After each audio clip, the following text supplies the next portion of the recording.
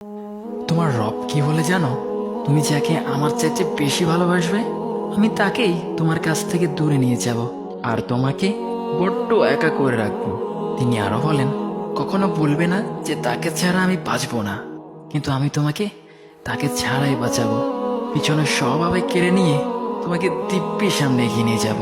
তুমি কি দেখো নি, ঋতুরাও যে 2 মাস পর পর বদলাতে থাকে, ছায়া দেয়া গাছের পাতাও তো শুকিয়ে যায়, আর যখন সবর হারিয়ে ফেলে তখন ঝরে পড়ে। কিন্তু তোমার রব তো ধৈর্যশীল ও পরম দয়ালু। তিনি তো সেই ঝরে যাওয়া পাতার ঢাল থেকেও সবুজ পাতা গজান। তুমি কি দেখছো না তোমার স্রষ্টার এই নিদর্শন? যে মানুষটাকে তুমি নিজের জীবনের চাইতেও বেশি ভালোবাসতে, সেই মানুষটাও একদিন অচেনা হয়ে যায়, তোমার মন ভেঙে যায়, এমনকি বন্ধু শত্রুতে পরিণত হয়, আর খানিক সময় পর শত্রু বন্ধুতে পরিণত হয়।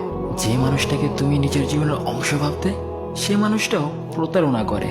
বুঝি না, এত কিছু হওয়ার পরেও তুমি তোমার রবকে বাদ দিয়ে সেই মানুষগুলোর উপরেই ভরসা করো, যারা তোমাকে প্রতিনিয়ত কষ্ট দিয়েছে।